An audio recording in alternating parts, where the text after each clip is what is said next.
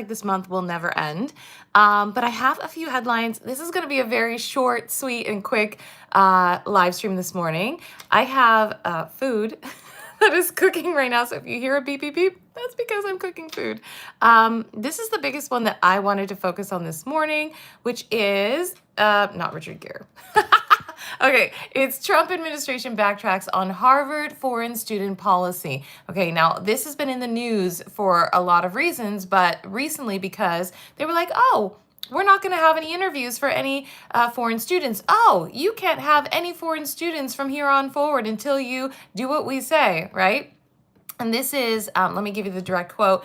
Quote, your school has 30 calendar days from the date of service of this notice to submit written representations under oath and supported by documentary evidence setting forth the the reasoning why SEVP, which is the Student Exchange and Visitor Program, should not withdraw your school's certification, the notice said. If SEVP certification is withdrawn, your school will then no longer be approved to enroll or continue to educate non-immigrant students. So this is what they've said as of today, because they had to make some sort of representation in this sort of hearing that is surrounding the foreign students and enrolling of foreign students into Harvard. And basically any international students coming forward into the future.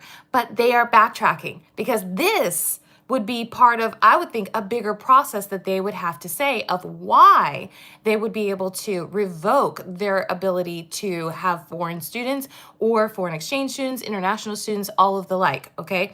But they didn't do this to begin with. They said, you cannot have any international students and everybody must self-deport. That's what they said originally. Now, right before this sort of hearing is supposed to happen, they're giving them a 30-day notice to turn over whatever records they're supposedly needing to turn over. Now, I don't think that they're going to turn over these records anyways, but they're backtracking, and this is a good sign because they know that what they did was not legal. And Harvard knew it wasn't legal, and that's why they sued the administration. So at least there's something going on that is a little bit semblance of like reality for the Trump administration.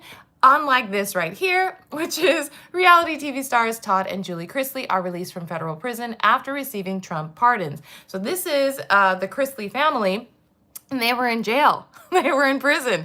And apparently, you know, people who believe that they were, okay in what they did, hence Trump and his administration were like, hey, you can get out of jail free card. I guess so. And that's really disturbing. Richard Gere's $11 million Connecticut home is reportedly being torn down after he and his wife and kids moved to Spain. So apparently he sold his mansion for $10.75 million. Thank you. Hi, Vivian. Hi, Lucifer. How are you?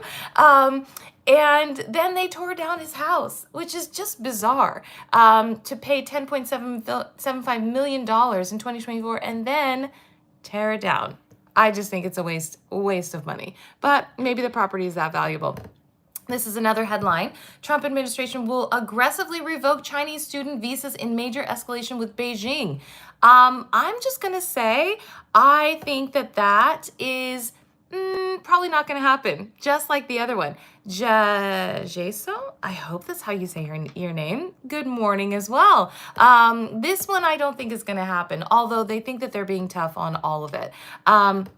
Another headline that is in the news, Harvard president gets a 1-minute long standing ovation at commencement, as he should, for what he's doing to stand up for his university and for their students. This is another one. A federal court just killed Trump's tariff policies. This was last night, striking them down nationwide. Immediately is what it says, which means all of those tariffs that he had implemented and kind of arranged with all of the different countries as being, retaliatory and blah, blah, blah, blah, reciprocal, those don't matter anymore, apparently. And so I don't know exactly how he's going to adjust for all that money that he took in due to all of those tariff hikes. And if all of those companies that paid those tariffs can actually sue him now because they have been struck down.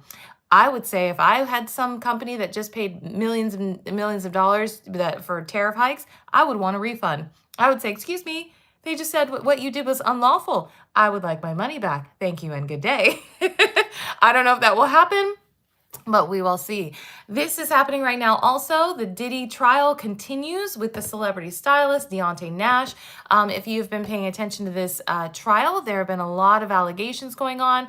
And also, Cassie Ventura welcomed a third child. I believe this wasn't yesterday. I think it was like the day before. So there's a lot of news happening right now. The liberation tariffs, like I said, and then also he's giving Putin 2 more weeks. Trump is going to say, you have 2 more weeks to get serious about peace. Everything is like a 2-week delay. It's like either a 2-week delay or it's a 90-day delay, like the TikTok ban or whatever. It's just a lot of things that basically make no sense. And they're not really helping our image around the world now that we are supposedly on a human rights watch list. There are so many things going on, but we can't exactly tackle every single one. This one is about him wanting to know where the billions of dollars are going that they're giving to Harvard, which basically we know that most of the dollars are going to research that is funded by the government, but those institutions have the research capabilities. And I guess now they just don't want to be funding the research. Jaso says, why are we on a human rights watch list? Oh, because we are deporting people who are here legally. So I should say they are not being deported. Okay. They are being sort of abducted off of the streets of America and disappeared. A lot of the people who went to the El Salvadorian sort of prison camp, whatever that is, those people were here with status, and they had no criminal records. Abrego Garcia, he was here legally and he was granted status. He was disappeared. There are a lot of people who are now just being taken off the streets and disappeared. A lot of foreign students who, one of them wrote an op-ed. She was being disappeared. There are a lot of things that are happening, and this is why we are on that human rights watch list. That's all I have for this morning, you guys. There's so much going on between the Russia-Ukraine sort of Donald Trump saying that bad things would have happened if it hadn't been for Donald Trump, which basically him admitting that, he was helping Putin kind of get over on Ukraine, which is really, really, really terrible.